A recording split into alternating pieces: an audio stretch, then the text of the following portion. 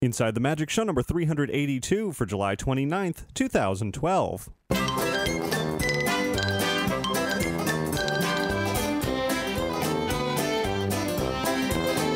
It is Sunday, July 29th, 2012. This is show 382 of Inside the Magic, and as always, I'm your host, Ricky Briganti. Got another great show packed with Disney and theme park news and a whole lot more fun. And before we get started with all of that, I do invite you to visit our website over at InsideTheMagic.net. There you'll find all of our podcasts, videos, photos, news, articles, and so much more. And if you ever have anything you want to submit in, news, tips, questions, comments, anything else, you can always email me at ricky@InsideTheMagic.net, or you can call and leave a message at 407-494-4ITM. That's 4486. And now, let's get on with the show.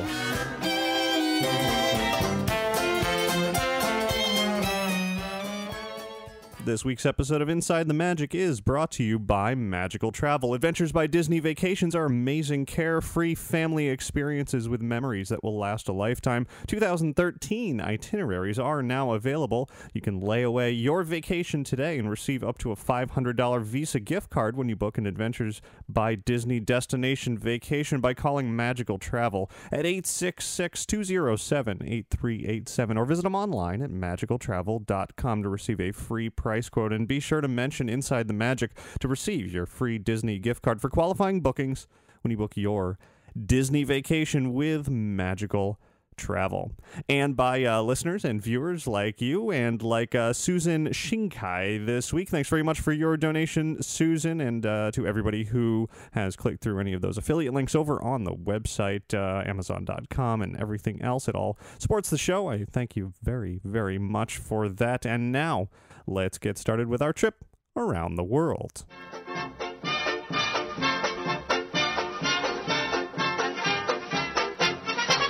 So here we are, another Sunday. It's been another sort of semi-slow news week. Not a lot of really, really exciting things, but certainly some interesting tidbits that I will be sharing here momentarily. First up, I just want to put in a request for anybody to email me if you are interested in the following. Of course, I've been doing the video version of this show, both live streaming on Sundays or whenever I get around to recording it, usually Sundays, and also it's replayed on YouTube as well. And that is the new version of the video podcast of Inside the Magic. Well, I'm thinking about also releasing that same video version on our RSS feeds like I used to do with video several years ago before I started putting everything up on YouTube. So if you are interested in being able to download each week's video version of this show, either by iTunes or any other podcast aggregator, just through our RSS feed, send me an email and let me know. I'm kind of trying to gauge interest here to see if there are enough people for me to warrant purchasing the additional hosting that'll be required to make this video version of the show downloadable. So if you're interested, email me. If you're not interested, please don't email me. I don't need to know everybody who's not interested, just kind of getting an idea of how many people are. And if I get kind of a flood of emails, then I will know that it's something worthwhile for me to do. So now let's jump into this week's Disney news, starting over at the Magic Kingdom with Sorcerers of the Magic Kingdom news. Those of you who have been playing the card spell magic portable game throughout the Magic Kingdom and wondering when are those last 10 rare spell cards coming out, well, Disney has finally announced exactly how those last cards, number 61 through 70, will be coming out. There's a new trading game, an at-home playable game that they're going to be coming out with next month, sometime in August. It's available for purchase this time around. Normally you can get the Sorcerers of the Magic Kingdom cards, just get them for free in the park to play the game, and that's not changing. You'll still be able to get cards 1 through 60 for free, in randomly assorted packs, of course. Well, now there's going to be, for $12 in the park, starting next month, a pack of 7 randomly selected spell cards, and at least one of those 7 is going to be one of the rare high number cards. So if you want 61 through 70, this is going to be your way to get it, but you don't know which one you're going to get in each pack. Again, that's $12. In addition, in each one of those packs, there's going to be an at-home playable version of the game that's going to feature one of 4 game boards for each 4 villains. Maleficent, Dr. Facilier, Jafar, and Cruella de Vil will be part of that, along with game rules, tokens, and a spell card checklist for how you can play Little Sorcerers in the Magic Kingdom outside of the park as well. It was also revealed that there's going to be plenty of Sorcerers in the Magic Kingdom merchandise coming out, including t-shirts, a card binder, open edition pins, and also a new mystery pin set is going to be coming out pretty soon. That will be featuring all kinds of villains from the game. That pin set's due out later in 2012. The at-home version of Sorcerers of the Magic Kingdom is sort of for ages 6 and up, is what Disney's saying that it's sort of tailored for. But of course, anybody can play it. And then the cards that'll be used in that version are identical to those that will be used or are used in the park as well. Coming to Downtown Disney at Walt Disney World very soon, Jake and the Neverland Pirates Band, Sharky and Bones, will be there at August 3rd through 12th at the Waterside Stage, again, Downtown Disney, Walt Disney World out here in Florida. 2 p.m., 3 p.m., and 5 p.m. daily is when they will be playing there. So if you've got anybody who's a Jake and the Neverland Pirates fan in your family, you're going to want to head out here during those dates, August 3rd through 12th, to see them in person. And, of course, it's impossible to miss the fact that the Olympics have begun. It's the 2012 Summer Olympics, and it is taking place in London. And, so far watching NBC's coverage, of course, owned by Universal, GE, etc., NBC has not been doing a great job of covering the Olympics so far. They've had a lot of flubs and unnecessary commentary during the opening ceremonies, a lot of things edited out, and, unnecessary tape delays, and all kinds of stuff that people have been complaining about, myself included. A really bad thing. So we're all, NBC's got the contract to have the Olympics for another 8 years. Hopefully ABC and ESPN will step in and do a better job after that, or NBC may renew. Who knows? NBC not doing a great job. But if you do want a little bit of Olympic fun around Disney, even though ABC is not involved, over at the United Kingdom Pavilion at Epcot, you'll find a variety of Olympic merchandise, or Olympics merchandise, as long as it lasts. I was just there yesterday, and Michelle was looking forward to getting some shirts and pins and some other stuff, and the shirts are flying off the shelves. The pins are all sold out, so you definitely want to head over to the UK at Epcot as soon as possible if you're interested in picking up any of that merchandise. They have some little plushes of the bizarre-looking one-eyed mascots and all that kind of good stuff. And it's worth noting, kind of thinking about the Olympics in general, it's been 4 years, of course, since the last Summer Olympics that was in Beijing, and shortly after that, or almost immediately after that, was when Michael Phelps, after his record-setting wins, very, very talented swimmer, did a great job in Beijing, and then came to the Magic Kingdom out here Walt Disney World for a motorcade and a celebration of all of his victories. And I just wanted to take a moment here. I thought it would be fun to kind of flash back to that moment, because I was lucky enough to chat with Mr. Michael Phelps when he did show up here 4 years ago. It's hard to believe it's been 4 years since that, but I just wanted to sort of reshare this brief interview that I had with him 4 years ago, just to kind of to go back in time a bit and chime in with all of the Olympic fun. So let's jump back 4 years and hear what I chatted with Michael Phelps about. Do you have a favorite attraction here at Disney World, or any of the local parks? I'm looking forward to Splash Mountain today. We're hopefully going to hit that a few times today, and just enjoy the parks. And when you come here, I know you've got a huge calorie intake every day. How does the park food factor into that? It's anything you can ever imagine you can grab here to eat. So I love to eat. I look forward to putting some calories into my system and just having fun. Has it been just a whirlwind trip coming all the way from Beijing? Then I know you were just up in New York, now all the way to Orlando, and you're all over the place. Well, we went from where? We went from Beijing to Portugal, London to the U.S., and it's been a long trip, but I've been able to catch up on a lot of sleep on the plane, and that's been a good thing for me to have. Have you been able to take it all in here at Disney World, having this is only your second time here? So far, I feel like I've gotten a lot. I've been able to take in a lot. The experience of being here and seeing the attractions and seeing the rides and seeing the fans. It's been an incredible. It's my second time here, like I said, and I'm here for a few days, so I'll be able to take everything in over the next few days. And there you have it, a little bit from Michael Phelps 4 years ago. Of course, he is very active in the swimming USA swimming program this year as well. Already had one race and another one coming up very, very shortly here, about half an hour or so as I'm recording this, and many more to come. So certainly the best of luck to him and all of the USA swimmers and all of the USA athletes in the Olympics this year.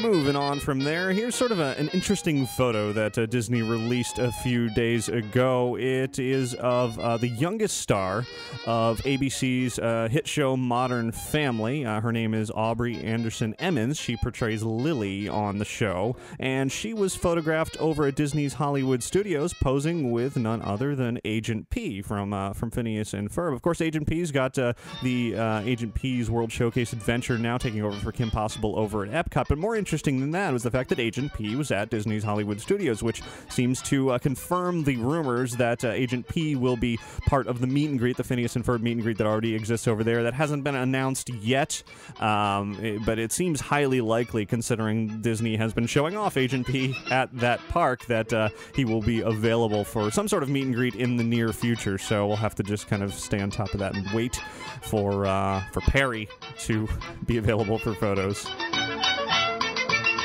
Here's an update on a story we shared a few weeks ago. If you remember, we had reported that Walt Disney Imagineering was testing a really interesting version of an ultralight vehicle looking like a dragon flying over an airfield, not near the parks, but a little bit north of Imagineering headquarters out in California. Well, I had a listener email in and said they were recently touring or talking to an Imagineer and asked about that particular dragon, and said that this dragon may have an appearance out here at Walt Disney World sometime in August around the Caribbean Beach Resort for some sort of show. I don't know if that's this August or next August, or exactly if it's going to be a test. The listener who emailed in seemed to indicate that it would be not a permanent addition there, but really just a place at Walt Disney World for them to test out this flying dragon in the skies, or it may be, part of a show that will be for Walt Disney World. Not either way, the Imagineer said it is definitely not part of Avatar. It has absolutely nothing to do with Avatar, or at least that he wanted to share. So an interesting update there for that flying ultralight vehicle. It's a manned vehicle, of course, but be fun to see if a dragon flying around in the sky, Avatar or not. Another interesting sort of fuel to the rumor mill. An anonymous email came in letting me know that Kathy Mangum, who is one of the Imagineers in charge of Cars Land out in California for such a long time, now coming off that project, is now an executive producer for Walt Disney World.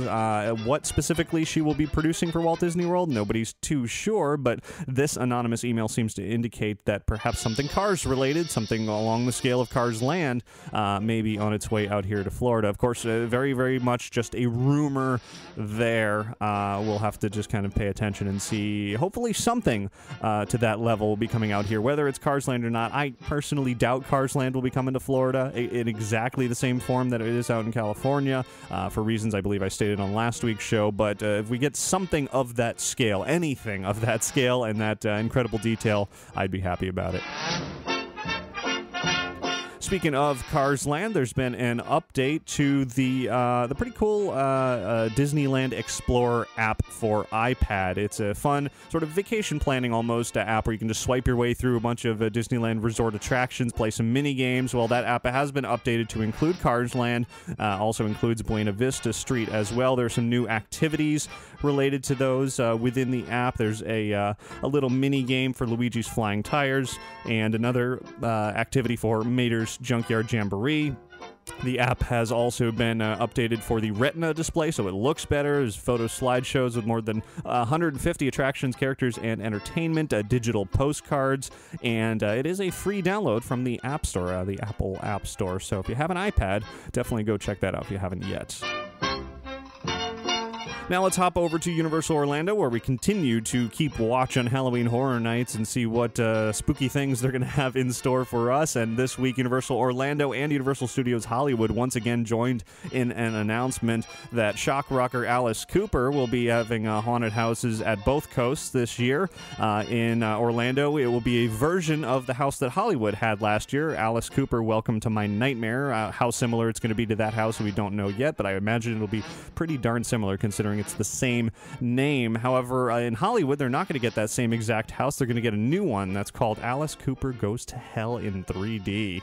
3D house, and it'll be Avatar, I'm getting my thoughts crossed here. Alice Cooper, his music and his style and all of his demented whatever will be all part of the haunted house experiences in both coasts this year.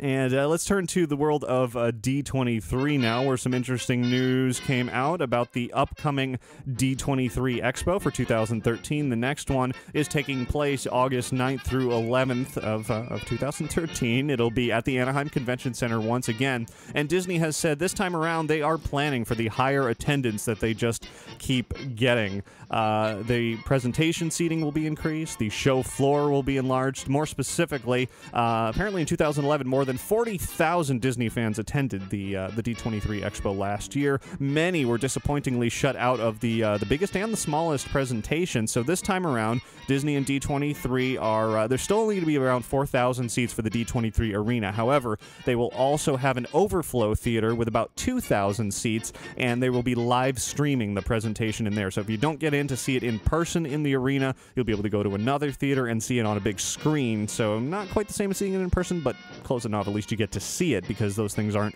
all of those presentations are not recorded, particularly the Walt Disney Studios presentation, so at least you'll be able to check that out. Also, the secondary Stage 23 only had about 1,000 seats last time, and that filled every single presentation and left hundreds, if not thousands, waiting outside hoping to get in, and they got shut out. So this time they're doubling the seating for that one, 2,000 seats for Stage 23. Also, the show floor is now going to include halls A, B, C, and D, and a larger collector's forum, so an even bigger show floor for the convention. Tickets are going to be available for the 2013 D23 Expo starting August 9th, 1 year in advance of the Expo itself. Discounts will be available through the end of this year, so if you're going to be going, you're going to be going, you're definitely going to want to get your tickets early to get that discount. D23 members will also receive early admission to the Expo show floor, and there's another ticketing option for D23 sorcerer packages like they had before. This time around, they're $1,500 per ticket for the sorcerer packages, and that includes 3-day admission, reserved seating in the arenas in Stage 23, a special credential, a pre-expo tour of the Treasures of the Walt Disney Archives exhibit, exclusive shopping time, an exclusive tour of the show floor the day before it's open to the public, a welcome reception, a special entrance, a hardbound catalog from the Treasures exhibit, a hardbound Disney Legends ceremony program, a voucher for an appointment with a masseuse or massage therapist on site, a tote bag with gifts, a fond farewell reception, and access to the Sorcerer Member Lounge. All that for $1,500. Of course, those tickets previously sold out very, very quickly despite the high price. They're even higher priced this time around. We'll see how fast they sell out. Of course, you can find out more information at their website at d23expo.com. And speaking of D23, the latest edition of their magazine called Disney 23 is coming out August 14th, and it's going to focus on Cars Land and Buena Vista Street. No big surprise there, but if you want to find out even more sort of the behind-the-scenes, what went into creating those new additions to Disney California Adventure, you're going to want to pick up that edition of the magazine. Let's turn to the world of movies now, where there's a film that Disney has yet to come out and announce and confirm, but there are many sort of casting notes that have been circulating, and even more this week. It's called Saving Mr. Banks, and this is going to be a film about the story of how Walt Disney was in a almost battle with Mary Poppins author P.L. Travers about the film rights to Mary Poppins, and eventually bringing it to the big screen, which of course we know happened and everybody loves. So casting, Tom Tom Hanks is going to be playing Walt Disney, but newer casting announcements include Colin Farrell as Trevor's father, Paul Giamatti as Trevor's chauffeur, and Jason Schwartzman playing Richard Sherman, who, of course, he and his brother wrote many of the songs throughout Disney history, including some for Mary Poppins and beyond. So some interesting casting notes there. None of this is officially announced by Disney yet. They don't have a comment, but I'm sure we'll see something about that soon. It seems like this movie's going to come out sometime next year. And here's a really interesting update about the Magic Kingdom movie that we know very little about at this point. It's going to be helmed by Jon Favreau, and apparently he's been recently meeting with Pixar's Brain Trust to really develop the film and make sure that it screams Disney and fits in very well with everything, just to make sure that it's perfect. Essentially, Favreau had a nice long interview with Crave recently, and I want to read a little bit of what he told them. Favreau said, quote, "What we've been doing is writing a script, going up to Pixar, meeting with the Brain Trust, coming back down, bringing on artists, story editors, and putting it together as though it were an animated film, so that by the time we actually film it, we will have a rock-solid story. I don't want to rush anything. I want this thing to be perfect. I want it to be a one-shot, one-kill, like a sniper. I want to make sure this movie's right in the crosshairs so we can really knock it out of the park, so to speak." He goes on to say a little bit about how the film is going to work. Everybody's wondering, what in the world is a Magic Kingdom movie? Is it going to be like Night at the Museum, where, families walking around the park maybe after hours and suddenly attractions are coming to life? And it sounds like that may just be similar to what it's going to be. He went on to say, quote, "It's going to be a family in the park. It's an alternate reality version of the park that they get launched into, so much of it is just how it weaves together as a tapestry and what the visuals look like in creating this rich world. It's informed by everything that I remember and know about the park from going there since I was a small child." So we'll see what this Magic Kingdom movie does. He does say that there is no rush to make this movie. He's spending the time to make sure that it is right, and he's doing a lot of prep work and making sure the story is just perfect before even getting to the filming stage. So I don't think we're going to see the Magic Kingdom movie anytime soon, especially because he's involved with a number of other projects as well, but it is still in the works. And continuing with the world of movies, Walt Disney Studios has updated the release schedule for the re-release of Monsters, Inc. in 3D in theaters. It was supposed to be January 18th, 2013 that it was going to come out, but now Monsters, Inc. 3D is going to be hitting theaters on Wednesday, December 19th of this year, just before Christmas. So if you want to see a 3D version of Monsters, Inc., that'll be the time to do it. And speaking of Pixar films, the Toy Story tunes, there are two of them as of now, Hawaiian Vacation and Small Fry. They're now available to purchase and download via iTunes for $1.99 each.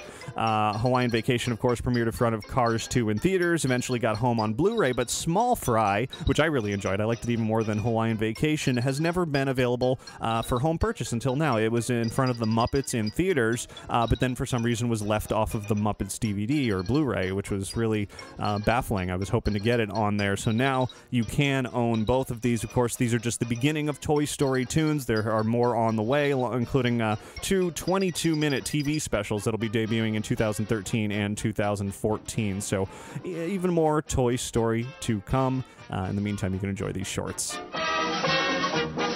Speaking of TV, it's been rumored, and I will emphasize again, this is just a rumor, that Marvel/Disney and ABC may be developing a live-action Avengers Universe television show. It would be a drama taking place in the same universe as Joss Whedon's hugely successful Avengers film, but featuring different characters. So we're not going to see the exact same Avengers necessarily, but something sort of in the same world. It is just a rumor, though. Nothing confirmed, nothing announced, so we'll have to wait and see if that makes its way to ABC or not.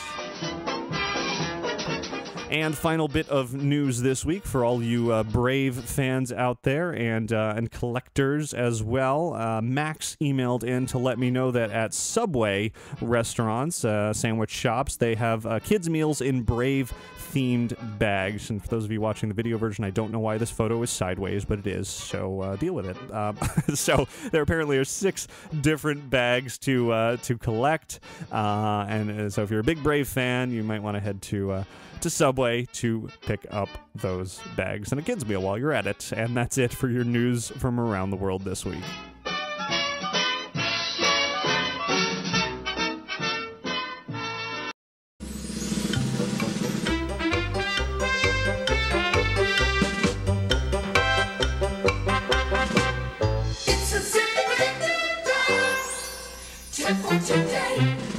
And this week's tip is actually called in, and it comes from Dean, so let's head on over to him. Ricky, this is Dean in Virginia. I've been a listener since the beginning of the show, but it's been years since I've emailed or called in a tip. But I have a great one that I think all of your listeners will enjoy, especially people who are fans of classic Disney movies. It's not necessarily parks related, but one that I think everybody will really enjoy nonetheless. I graduated from BYU, Brigham Young University, and they have a cable TV channel that I know that DirecTV and Verizon Fios and several other providers carry. For me on DirecTV, it's channel 374. And I watch that channel from time to time, and I noticed several months ago that they have started playing a lot of the old, great, classic Disney movies.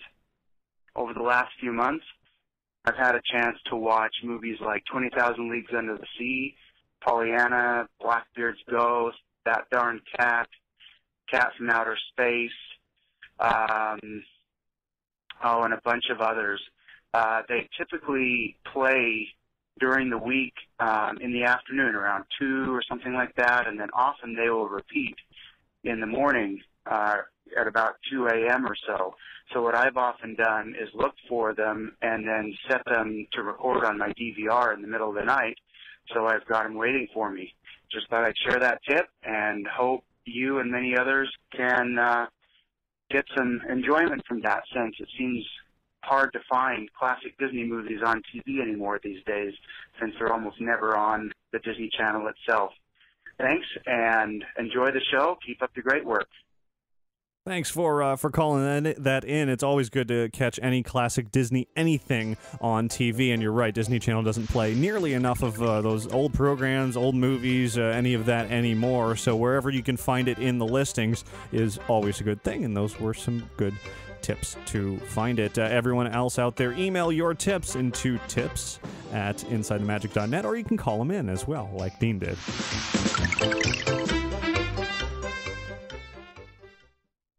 And before we jump into a fun surprise on this week's show, I want to put in a quick word about Theme Park Connection. If you're a Disney collector, Theme Park Connection is somewhere you must visit, whether you visit them in person out here in Winter Garden, Florida, about 15 minutes or so north of the Magic Kingdom. They've got a great warehouse and store where you can just sift through rare and unique Disney collectibles from theme parks and beyond. You can also visit their website, which is themeparkconnection.com, and check out their online eBay store where they sell many, many items. Hundreds of items every single week, always listing new things, unique props and costumes and set pieces and signs from the parks, things you cannot get anywhere else, that they just have their connections, and who knows where they get them from, but they do, and it's a really amazing amount of Disney items that you may have even thought have been lost to the past that you will find there. So definitely visit out to their store and check out their website over at themeparkconnection.com.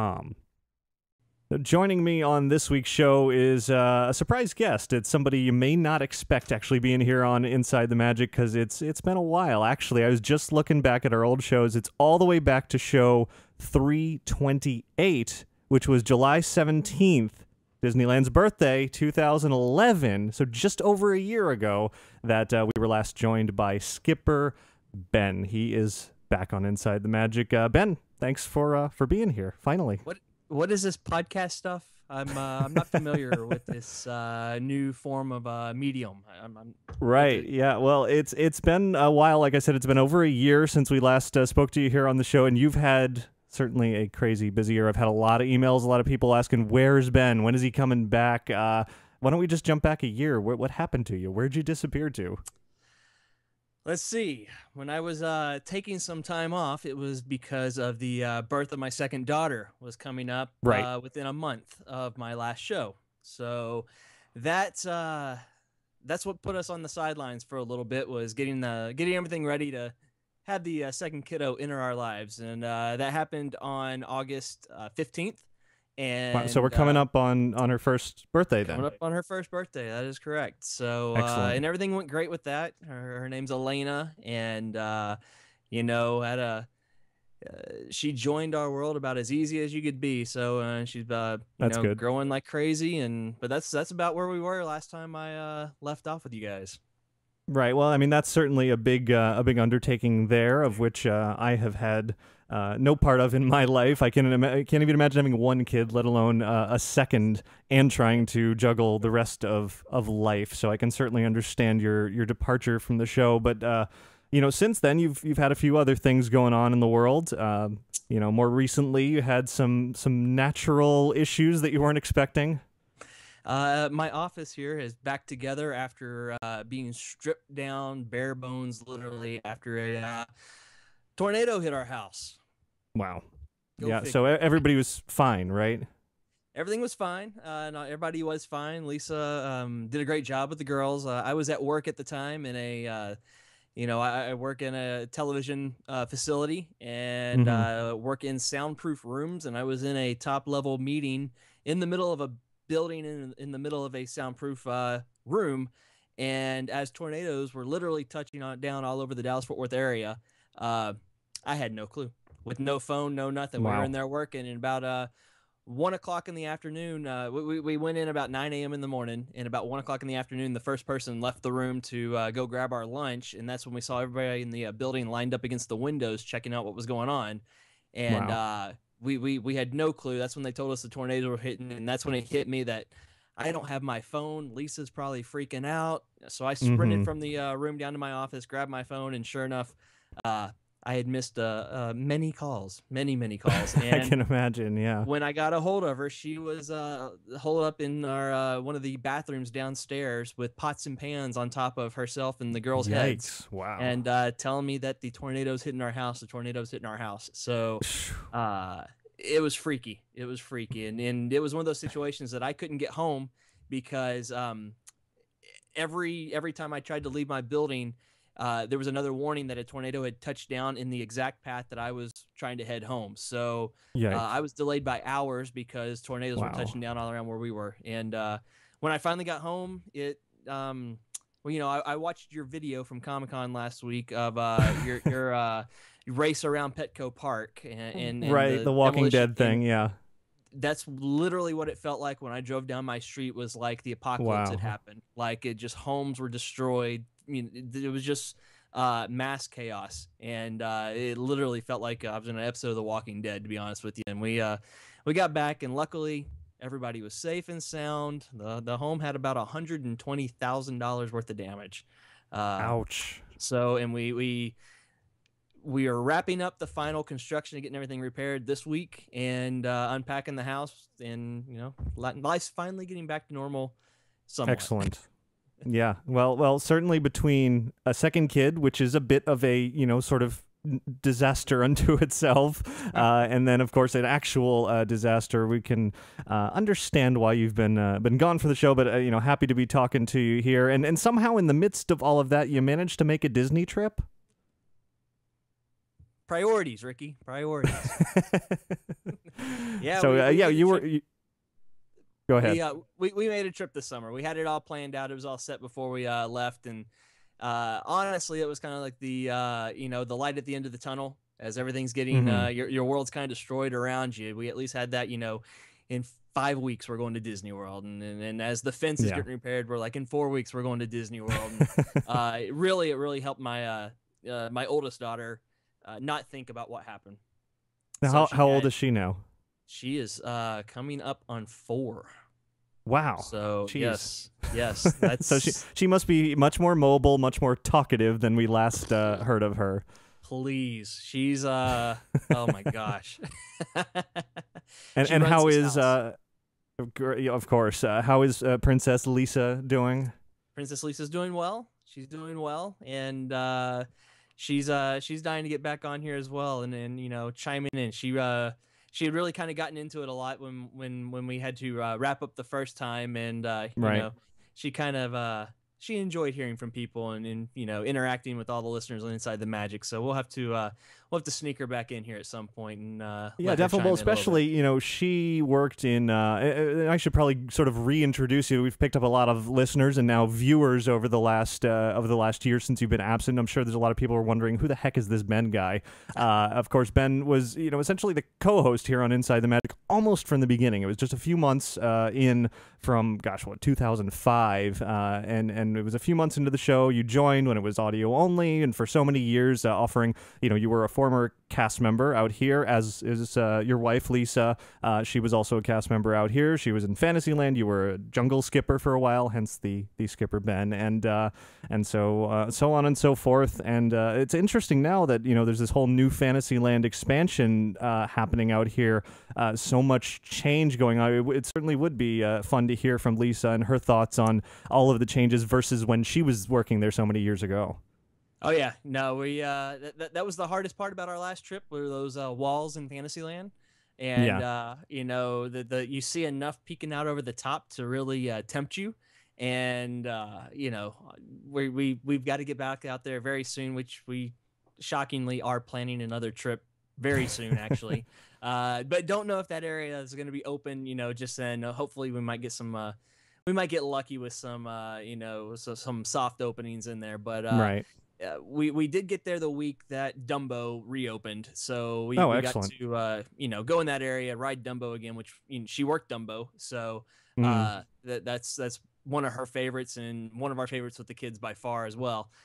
So we got to see that, just, you know, beautiful attraction. That thing's a work of art over there. So yeah, the new version, especially at night, just looks wonderful. Oh, yeah. And if the rest of Fantasyland's, you know, built with that kind of thought and care, you know, we're looking at a really nice addition to the park for sure. Did you have a chance to go on the sort of redesigned Barnstormer while you were here? Did, yes, and I also really enjoyed that. You know, that whole area, that was probably my least excited part of the redesign back when they were announced, right, you know, a couple years ago. And sure enough, they knocked it out of the park, in my opinion. They did a great job with that area, and you know, spruced up some old attractions and really made them, you know, in my opinion, new and relevant again. Definitely. I mean, that was certainly my reaction when I first got into Storybook Circus. I was expecting really the worst out of it. I'm thinking, circus, you know, who cares? It's, you know, whatever, bright colors and clowns and all that kind of stuff. But no, it's a phenomenal way they've integrated it into sort of the old theme and the new Dumbo and all of that just kind of together. And I'm looking forward to seeing the rest of it as it's coming together. Yeah, no, it's you know, I've been on the Little Mermaid attraction out in California, so you know, pretty much know what to expect on that. But the queue and everything, and the design of actually having, you know, Prince Eric's castle and the rock work and stuff like that, you know, despite it being a beautiful attraction out in California, I think it's really taken to the next level, especially on the queue and the interactive stuff with Scuttle that's going on the outside as well. And you know, maybe we'll get lucky and they upgrade a few of the pieces of the attraction inside. You know, I'm not necessarily just blown away with the ride itself out in DCA, but maybe this is our chance to upgrade a few things here and there, and you know, maybe we'll be pleasantly surprised on the attraction itself. I think the biggest, just to sort of change topics here, catching up on the last year worth of craziness in the world of Disney, I think the biggest thing that you never had a chance to chime in on here on the show was the announcement of Avatar coming to Walt Disney World. That happened, the announcement was a couple months after you had your second kid and were off in the midst of parenthood. So what do you think about Avatar a few years away now? Well... initially I was like, hey, why not? You know, I'm all for the blending of talents, and I think James Cameron is a great talent, and obviously Imagineering is a, you know, top of the line when it comes to building these things. And you know, if you can marry those two together, hopefully something amazing comes out of it. Now, as the time's passed, what's been cut back? Is it going to be a full land? Is it going to be just an attraction? Is it just going to be a soaring attraction again? You know, I've kind of pulled back my expectations a little bit. I definitely was not against it when it was announced. Like a lot of, you know, message boards and podcasts and things really bash the idea. Personally, I'm like, any idea is a good idea, you know, especially on that level with James Cameron. You might have loved the movie, you might not love the movie. Bottom line, it made a lot of money. and it made a lot of fans that went to that movie over and over and over again so they could experience Pandora in the movie theater. So I think building Pandora itself makes sense, and people would come back and forth. Is it Harry Potter level? No, it's not. I mean, we can't get ourselves on there. But, you know, at the same time, even on this last trip, we spent 2 days at Universal again. And for any Disney fan out there that just totally ignores those parks, you're doing yourself an injustice, a disservice, because they are really stepping up the game. And with the stuff that's being announced that's coming up now, and you know, and the rumored new attractions that are going in, you know, Disney's got to rethink it, and they got to think outside the box. And if it means looking at outside properties like an Avatar, or, you know, in my opinion, the ace up their sleeve is still Star Wars at some point. You really want to counter Harry Potter, you do Star Wars, you've got them. Right. But, you know, Universal is, they see blood in the water. They got their foot on their throat right now, especially if, you know, Transformers or any of that stuff does come to fruition and goes in to go with the second Harry Potter expansion.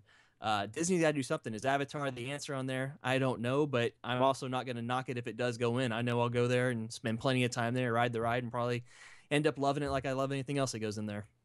Yeah, I was just having this conversation with someone the other night. What years were you out here, working out here? Working out there was 99, 2000, and 2002. So while you were here during those years, there was a lot going on. There was new attractions. There was a lot of expanding. I mean, it was a time. You know, what was think back to that. What was opening then? In '99, I was a crash test dummy on Rock and Roller Coaster. We were we were allowed to go ride it during our breaks as long as we were in costume. So we would we'd have our 15-minute break, sprint to the other side of the park from Muppets, ride it once or twice, and come back. So you know, we had the Rock and Roller Coaster expansion. Kind of put me on the spot a little bit there. The other well, stuff. A couple years before that was 2000 was the Millennium. You know, right? Yeah. 02 was getting into I can't remember what exactly. Test Track was still fairly new at that point. 99, it was still, you know, relatively new for sure. So and then shortly thereafter, I was out there for the remodel of Imagination, which is, you know, right. That's always been a hit. I'm kidding, Ricky. I'm kidding. Yeah. I was out there for the first remodel and the take it down and reopen it with another remodel. So sure, but it was something going on. And then, of course, in the years that followed, you had Mission Space, you had Expedition Everest, and it was just a time, you know, late 90s, early 2000s was a time of Disney just cranking them out. And now you're looking at the Walt Disney World sort of landscape, and you look at, okay, we've got New Fantasyland, which is huge, but it's still just, you know, it's Fantasyland. It's sort of the classics. It's not really anything new and groundbreaking there. And then you've got Avatar, which is an unknown at this point. It's years out. Who knows if it's even going to happen? And other than those two projects, there is really nothing going on at Walt Disney World, whereas you look at Universal, like you were just saying, and there's massive changes going on there. And sure, the attendance numbers between Disney and Universal are still a huge difference, but it's going to be an end to trickle. And the kids today that are going to Universal and growing up with the Harry Potter attractions are going to bring their kids in another 10, 15, 20 years. And, you know, moving it forward, you could really start to see that gap closing if Disney isn't continually introducing those latest and greatest attractions. I wouldn't necessarily say I'm the biggest Harry Potter fan or geek in the world. Right. But I have a butterbeer mug on my desk over here, and I have a Professor Snape wand behind me. Going to those attractions and going to that area has made me such a huge fan. And honestly, I can't think of going out to Orlando with not at least giving one day and, you know, at least two now to do both parks. And this is before they expand even more. You know, it's eating into my Disney trips. Now, granted, the way I've counted it is, you know, like I said, we made this last trip 11 days. So I don't let it eat into my Disney trip. I extend the trip extra days to get in Universal, but not everybody does that. They'll take 7 days and go, okay, we'll do 4 at Disney, we'll do it 3 at Universal, you know, and it's going to erode more and more and more, especially if something like, you know, Transformers goes in, and then the second expansion of Harry Potter. I mean, what they're doing over there is genius right now, and they've got the money behind them to keep doing this kind of stuff. They've seen that investing money has improved attendance and improved their bottom line. So they're with the backers that they have now, they're not afraid to drop in major new attractions all the time because they see the attendance spikes working for them. And when the second Harry Potter expansion goes into the Universal Park itself and making you have to go there 2 days and buy 2 tickets to do all the Harry Potter, I'm sorry, that's Right. genius what they're doing. I can't blame them at all. That is an absolute genius move on their part. Well, especially, if all the, I mean, of course, that hasn't been officially announced yet, but it's practically, and there's this, I forgot talk of the, right now. I can do the air quotes. right. there's all the talk of the Hogwarts Express train linking the two, essentially Universal's equivalent of Disney's monorail, but way cooler, with stuff going on and the whole themed experience. Of course, people are going to buy tickets to both parks at that point and get the whole Potter experience. And it's did you have a chance to see the Cinematic Spectacular, the nighttime lagoon show? I saw about 5 minutes of it and then realized we could go do some other things. Right. They're still not on that level of Disney when it comes to nighttime spectacular shows. I think we can all agree on that. It's a step in the right direction. I enjoy it because I'm a big, movie person, and for appreciating the movies of it is really the heart of it. It's not a big fireworks show. It's not designed for that. It's really just a tribute to their, 100 years of filmmaking, and for that, it's great. But it is absolutely the right direction because it's something to keep you there till the end of the day. You're doing Harry Potter, you're doing whatever, and then you stay for the show at night, and it's got that sort of formula to keep you there all day.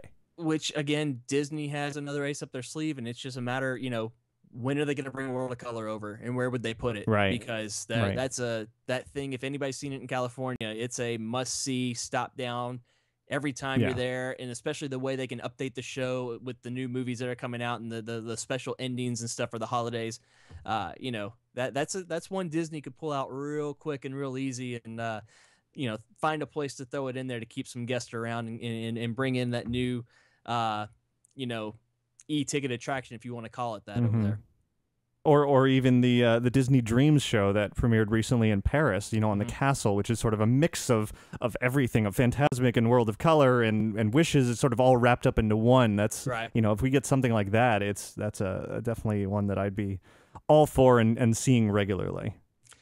Yeah, but I think at the end of the day, they really need to reassess, and not that they're not, obviously they've got a lot of things in the works, but it's going to take some new big attractions to come in there. And whether that's, I know they don't want to bring something like a Cars Land in from California and have it in on both coasts, but that's a game changer. You throw that in there at the studios,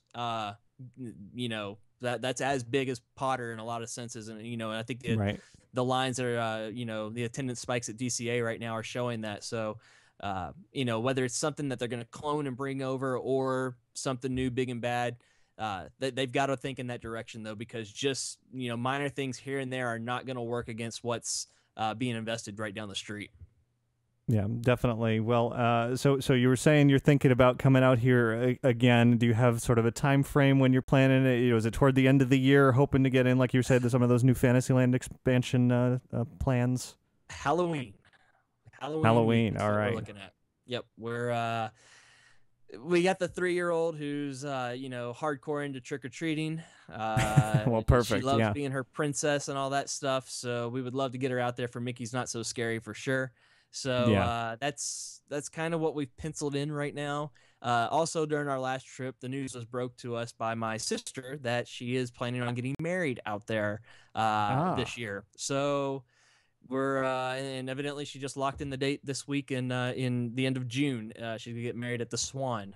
They offer wedding packages that are substantially cheaper than what Lisa and I paid to get married by Disney, and you still get the whole being on property and all that fun stuff. So not only is Halloween targeted, but also in June. So we're looking at season passes in October is what we're actually looking at. Sure, yeah. I mean, if you're coming twice within a year, absolutely, definitely. That's the way to go. Hopefully, we get in. We're probably going to try to get in at the Little Mermaid suites or the Little Mermaid rooms at AOA as well to in October at least. So try out the new hotel. We were at Pop Century for a couple days on this last trip. We were actually there the weekend that the cast members had their preview of Art of Animation. So we were salivating at the chance to get over there, but we couldn't pull it off even though we saw people in and out all the time. So hopefully we'll get to try the new hotel out this time, especially with having 2 young ones. that place is right Oh, up it's their perfect. alley. I mean, that's exactly what that hotel is designed for. I mean, it's great for, all ages to kind of walk around, see the huge Nemo sculptures and the cars and all of that. But when it comes down to the rooms and the experience of being there, it's absolutely the hotel for kids now, I think, at Walt Disney World. Yeah, we were at Pop Century for, like I said, like 3 days. We spent most of our time on this trip at the boardwalk. Somehow we luckily, whenever we call in for our DVC points, normally it's Old Key West or Animal Kingdom Lodge. That's our only two options. And when I called in for this trip, the lady was like, well, for 5 more points, I can get you in at the boardwalk. And, my mouth kind of dropped. I was like, yeah, please. So, that's my family's favorite place by far. We had the whole family go out on this trip. So, my review of our 11-day trip at Disney and Universal is it's very odd because we had the whole family there. So we felt like we had to do everything to appease them because granted, we go multiple times a year. They go out once every few years. So we want to make sure all my family members hit their favorite attractions, this and that. But then as we had 3 young ones, my sister took her daughter, who is only about 3 months difference than my oldest. And, they got obsessed on rides. So while I did Space Mountain over 9 days at Disney World, I did Space Mountain 1 time. I did Grand Fiesta Tour at least 20 times. That's just how trips work when you have kids. So It was over and over and over with those kind of rides. Yeah. And we actually came back and we were like, I can't believe we didn't do this. I can't believe we didn't do that. Yeah. Like, we were there for 9 days. How did we not do this and that? So part of this October trip is also going back and, with just the 4 of us and doing what we want to do and, getting those attractions in as well as Food is Wine. We haven't done Food and Wine in quite some time. Haven't done Mickey's Not So Scary in a long time. And, even though I've got a wife and 2 little ones, the Walking Dead haunted house over at Hollywood Horror Nights has got me real tempted to sneak away from the family one night and go do that. And I hate haunted houses with a passion. I don't do them whatsoever, but I'm such a huge fan of that show that I might have to gut it out and give it a try. Well, I'll be happy to escort you and keep you safe against the zombie invasion, because I'm sure I will be over there every night possible, because obviously, that's my favorite thing of the year. I was going to say, if I'm going like Halloween week, you'll be able to tell me exactly where every zombie's going to come out, because I'm sure you'll have done it like 50,000 times before I get to do it the first time. So that might not be a bad idea, actually. That could be a fun podcast unto itself, listening to you scream like a girl as you're walking through the house. Oh my gosh. I've played some ride videos on this show where I scream like a girl, and this would be Uber level screaming like, it would not be pretty, but it sounds like too much fun. All the little preview videos they've shown and how authentic they're going to be to the show itself and putting in those key scenes. We'll see if I can man up and gut it out. You should. So what can we expect from Skipper Ben and Princess Lisa now that your life is sort of settling? Are you back? Are you coming back to Inside the Magic? Yeah, it's I can't necessarily promise every single week. I think it'll be a little bit more hit or miss than before. Hopefully it is all the time. That's my grand plan. But of course, we're now coming back as it gets into my busiest time at my work with football season coming up, which is always punch me in the head on that one. But the plan is to get back on here, get back in the mix. We got lots to say, as you can see today. We've barely even touched the surface on a lot of things, and I can ramble on. But we got a lot of plans coming up and a lot of things we want to talk about. So yeah, that's the goal is now that the house is back to normal and we're moved back in and the computers all work and the microphone works and we're good. So hopefully we pull it back in there. Excellent. And whenever you do come back here, October, June, whatever, we'll have to go hit the TTA again, do a few rounds of TTA talk, and have some fun talking Disney. Well, that goes back to that trip, how crazy it was and how fast it was. You would think for 11 days we'd be able to put it together, and it's just like we were both pulled in so many different directions. Well, you were saying Art of Animation was opening, and I was trying to handle that and planning my trip for Cars Land and this, and we kept like crossing paths. Like I was at Magic Kingdom, I remember, on like Saturday, and then you were going on Sunday, and then it just didn't work. Yeah, well, we can make it work this time, as well as having some fun at Food and Wine. Oh yeah, we can record a podcast after every kiosk. Whatever we eat or drink there. It could be a really long show and Probably stuff you wouldn't want the family to listen to by the end of it. Yeah. Try to keep the wine to a minimum on that one. All right, I'm well, more cool. about the Thanks little beer for samples. yeah, exactly. Thanks for coming back to the show here, Ben. I'm so happy to hear that everything's great with your family and your house and all of that. And Before it looks like you want to say something. we didn't anger the tiki god behind you, did we? I don't have to worry about Oh. that. Am I okay tonight? No, or- he's good. It's not raining. It's been Okay. raining a lot in Orlando lately, but we seem to be safe at the moment. Okay, so I won't worry about that then. As long as he doesn't send a tornado to hit my house or something like that, I'm fine. No, and you don't have to worry about the headhunter. He's not around here anywhere, though. I'm sure you've got plenty of your Jungle Cruise jokes from back in the day to share with us once again in the coming weeks here on the show. Definitely. I'm glad to be back. Excellent. Ben, wonderful talking to you, and we will continue to catch up and hearing more cast member fun and just everything Disney in the months and weeks and years to come. So thanks. Good Sounds to talk great. to you. Always great to talk to Skipper Ben. Glad to have him back on the show. And now, before we jump into a little bit of listener feedback to round out this week's show, let me put in a quick word about Lanyard Lab. If you've got a business to promote or a convention you're going to be going to, you need something to hand out or even wear to identify yourself, or a school or a church or any organization where you need to wear a name tag or ID around your neck, getting a custom lanyard is a great way to do it. And you can do that by visiting our website over at lanyardlab.com. Just click on anywhere that has a Get a Quote button. They're all over the site. Fill out the details, submit your design to us, and we'll email you back with a proof showing you what your design will look like, along with a price quote, and you can make your purchase online. As simple as that, all over at our website, once again, at lanyardlab.com.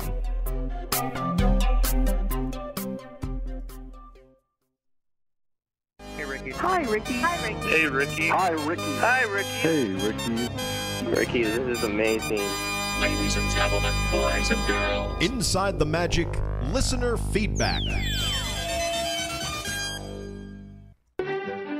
And now let's do a few emails before we round out this week's show. First up, coming in from John in Tampa, is actually a response to an email that I recently shared here on the show, looking for some romantic ideas for visiting Walt Disney World. John writes, Chris was asking for a good resort at Walt Disney World to bring his girlfriend to for a first-time visit. I feel that Port Orleans Riverside has a very romantic and quiet feel to it. Renting the Surrey bike was also fun. My second favorite, which costs more, is a standard theme park room at the Contemporary main tower. Something romantic about watching the fireworks from your room balcony. If she likes Mexican food, the restaurant at the Mexico Pavilion at Epcot is good. You just have to trust as it is too dark to see your food. And Coral Reef at Epcot and also the Yachtsman at the Yacht Club are good romantic restaurants. John, excellent suggestions there. For even more, let's go on over to a voice message. Hi, Ricky. This is Jeff, Mr. Shiny, and I heard your listener asking for romantic ideas at Walt Disney World. A couple of them come to mind. I know there are some honeymoon suites on the top floor of the Wilderness Lodge, and I'd say the Wilderness Lodge in general is a pretty romantic place because it's woodsy and somewhat secluded. Another moderate one that I thought of immediately was Alligator Bayou in Port Orleans Riverside, because that is also very secluded and off the beaten path. So I think that might fill the need for a romantic getaway. The other thing that came to mind is dining at Victoria and Albert, which is a really unique experience, very expensive, but really worth it. And it's something you really have to allocate a full evening to. You get to dress up and just have a fantastic meal of things you've probably never eaten before. So I just wanted to offer those as my suggestions of romantic things you might want to do at Walt Disney World. Thanks very much for sending those in. Clearly, you also suggested Port Orleans Riverside there. A good suggestion. There's something about just walking around that resort that definitely is a very scenic, great, quiet place to simply enjoy. I kind of found it funny in the chat room just now. Massey suggested All-Star Sports Resort as a romantic, sarcastically, obviously. No, All-Star is definitely not romantic in the slightest. But anyway, hopefully that helps out those the emailer from last week. So next up, an email from Summer from Cape Coral right here in Florida. Writes, I just recently started listening to your podcast and wanted to say a big thank you. I've been unable to go to Walt Disney World for about a year or two now.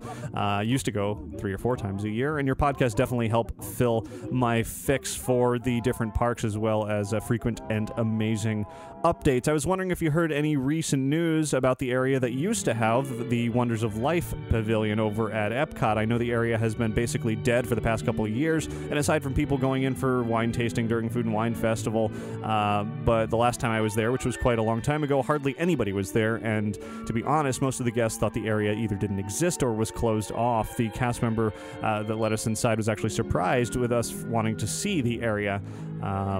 Also, before I sign off, is there any word to an update to the Imagination with Figment? Is Captain EO still there? Will Honey, I Shrunk the Audience return? I would like to see the Imagination area receive an update. And Summer also emailed again saying, what's your opinion on the upcoming Avatar Land? Well, Summer, to answer your questions, no, and eh. Wonders of Life Pavilion really doesn't do a whole lot currently. There are no plans that I've heard of for anything to replace it. It is used as a festival center every once in a while, but really no other plans that I've heard of, unfortunately. It's a great location. We used to be a great pavilion, Body Wars, Cranium Command, etc. All of that theoretically is still in there somehow, somewhere, but just not operating. So no, unfortunately, nothing going on there, and I haven't heard any news about Imagination either. Captain EO is there currently still, and I haven't heard about Honey, I Shrunk the Audience coming back anytime soon. And as for Avatar Land, undecided at this point. I need to find out a little bit more about it and really learn what they're going to be putting in there to have any sort of really solid opinion.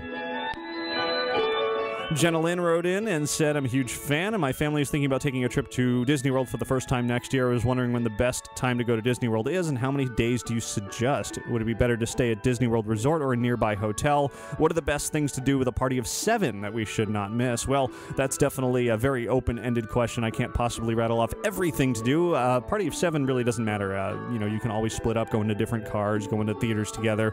I wouldn't worry about the size of your party, and everything is a great thing to do. So that's a hard question to answer. But as far as the number of days, if you're really wanting to exclusively focus on the parks, I would say 4 days is an absolute minimum to get it all in. 5 days preferable, because some of the parks you'd want to either revisit or take it longer. Epcot's definitely very big, and how much you want to go into the World Showcase and all the different pavilions there could take even longer.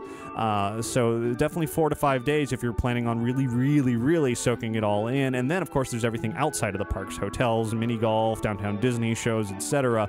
could be even longer. If you're planning on exclusively doing Disney, yeah, definitely stay on property. It's a great hotels there. You'll certainly enjoy it. But if you're going to be exploring outside of Disney as well, maybe going to Universal and going to other local attractions, then you could think about getting a hotel that's maybe a little bit further away, since you're not going to get sort of that transportation option between there, and you may need a rental car, etc. So it just depends on what you're planning on doing. If you're only going to be focusing on Walt Disney World, then yes, definitely stay on property. It's a great way to stay immersed in the magic the whole time. All right, let's do one more email this week and then wrap up the show. Kind of have a normal length show for once. Nikki writes in. It says, I have a couple of questions. My wife and I are going to Walt Disney World in mid-October, and I'm wondering what's the weather like then? Is there a lot of rain? How about the temperature? Is it really hot? Just trying to get a better sense for what I should prepare clothing-wise. I already purchased foldable Disney ponchos for my wife and I was hoping I wouldn't need them. We're also attending Mickey's Not So Scary Party and hoping it won't rain then either. I'm also going to the Epcot's Food and Wine Festival, wondering about this. I heard there are samples of all the different foods at each country by kiosks. Do you have to pay? Are they free, cheap, expensive? Is it worth using all your snack points with the meal plan there, or is it cheap enough to buy the snacks out of pocket? Great questions. Lots of questions. I'll see how quickly I can answer all of them. Weather in October, highly unpredictable. Some years it's a little bit cool at night. Some years it is scorchingly hot and still feels like summer. It's been really hot this year, so I wouldn't expect too much cool weather, but you never know. Rain starts to taper off right about then. Technically, we're still in hurricane season in October. Doesn't end until November, so yes, it very well could rain, and it It probably will rain occasionally. It could even rain at night. You never know. So the poncho is definitely a good idea to have around. You don't want your not-so-scary Halloween party to be completely rained out. I wouldn't worry about it being excruciatingly hot while you're here, but definitely a little bit warm, most likely. As far as Food and Wine Festival, yes, you have to pay at each kiosk. Ranges from usually about $2 to $5, depending on the plate of food. So it'll be up to you to determine whether or not the snack point that you'd be using is worth it for a certain dish. Maybe the lamb in Australia is a little bit more expensive. You could use it for that, but then you could just shell out a couple of bucks for a tiny dessert elsewhere. So, yeah, there you go.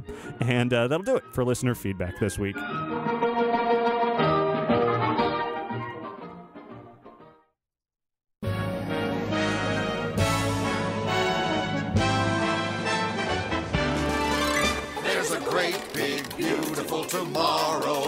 And that's it for sort of a traditional version of Inside the Magic this week. No big news, no special events, no, groundbreaking interviews or anything like that. Just a nice long chat with good old Skipper Ben, who's been absent from the show for far too long, over a year now. I didn't even realize it had been that long, so it's great to have him back on the show, and hopefully we'll be hearing from him and Lisa and getting some more former cast member insight once again in the coming weeks and months to come. So anyway, I do want to thank, of course, Magical Travel for sponsoring this week's episode of Inside the Magic. You can find out more about their services by visiting magicaltravel.com. Also visit themeparkconnection.com to check out all the rare and unique and very, very excellent Disney collectibles that they have for sale in their online store as well as their physical store.